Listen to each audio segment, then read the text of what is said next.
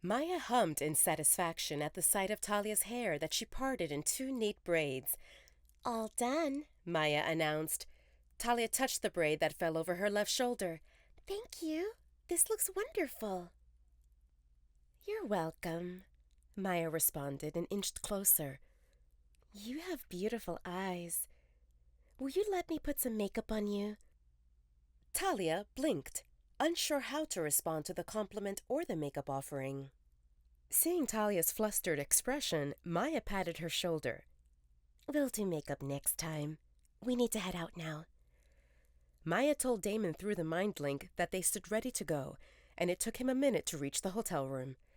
Damon froze at the door and stared at Talia, who collected fruits, cheeses, and granola bars from the food carts, wrapping them in napkins and arranging them in a paper bag Maya gave her. Eventually, Talia noticed Damon and paused. He didn't say anything, and she squirmed under his unreadable gaze. "Is something wrong?" Talia asked, touching her hair and straightening the t-shirt nervously. Damon cleared his throat. "No, everything looks fine." Damon barely registered Maya giggling and patting his shoulder. "You're welcome," Maya said to Damon before walking out with, "We're going to check out and meet you by the car." "Maya put things in your suitcase," Talia said. "I hope that's okay." Damon nodded absent-mindedly. "Can I pack leftovers? There's plenty, and you already paid for them. It would be a pity to let them go to waste. We can have them on the road." Damon nodded again and gestured for Talia to go ahead. "Take your time. We're not in a rush." He leaned lazily on the doorframe and watched her without a word. Talia felt confused. Maya said they rushed and that Alpha didn't like to wait, yet Alpha told her to take her time. But it didn't seem her place to question Alpha or Beta, and she felt grateful that he approved her request, so she got busy. Damon noticed how Talia handled the food carefully. So far, none of the women around him packed leftovers. Of course, Damon had money, so paying for a meal that wouldn't be consumed didn't seem a big deal. But only now he realized how those women took him, and his money, for granted. When Talia finished packing, Damon grabbed the suitcase and headed out, with Talia 2 steps behind him. They walked halfway through the hallway when he stopped abruptly and snatched the bag with leftovers from her hand without an explanation, and she wondered if she should say thank you or not. Talia decided to keep quiet because Damon acted strange again. They sat in the car, and this time Talia didn't fall asleep. She looked through the window and listened to the music from the radio, occasionally finding something in the bag to munch on. They drove through the night with stops every few hours. Damon felt frustrated. Talia mostly kept to herself, and a few times when she spoke, she talked with Maya. He felt neglected. Damon wanted to hold Talia's hand, or maybe to make her lean on him. But without her dozing off, he didn't have any excuses to get closer without appearing inconsiderate. After the second stop, Caden and Damon switched places so that Caden could get some shut-eye. Damon took the driver's seat, and he looked visibly disappointed when Maya moved to the back, leaving Caden on the front passenger's seat. Maya snickered and spoke to Caden through MindLink. "Can you believe that he seems so prideful that he doesn't want to ask Talia to join him in front?" Caden yawned.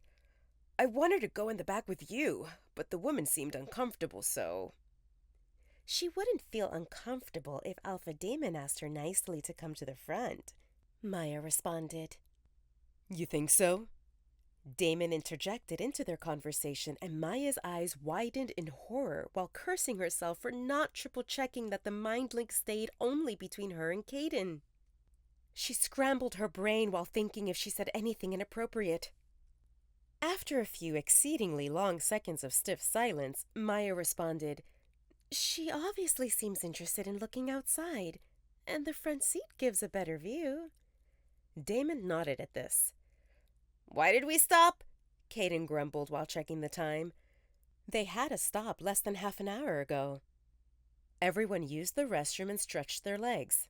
unless something went wrong, he should be able to nap at least 2 to 3 more hours.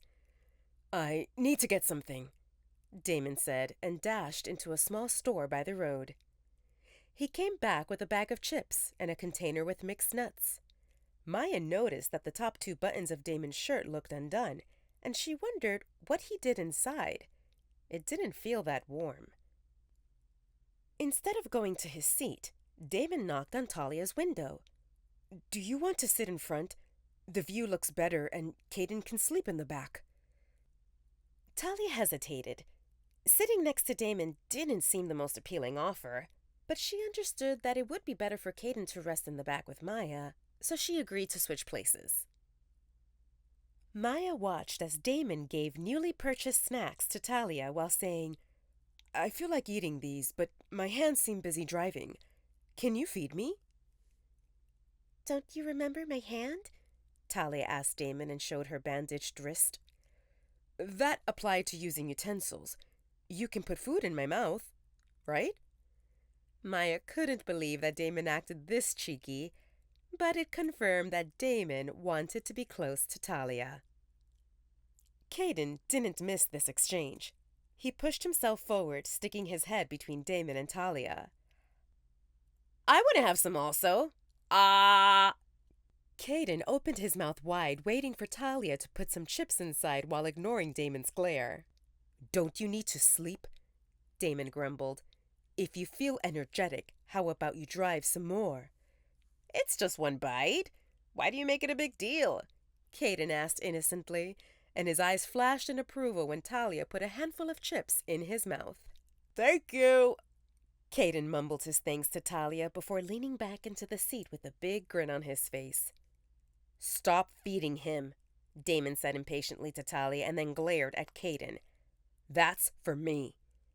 His expression softened as he turned to Talia. "You can have some also, if you want." Maya and Caden exchanged knowing looks. It didn't seem uncommon for Damon not to share, but he seemed willing to share with Talia. And it looked like Damon felt more upset that Talia fed Caden compared to Damon losing his snacks.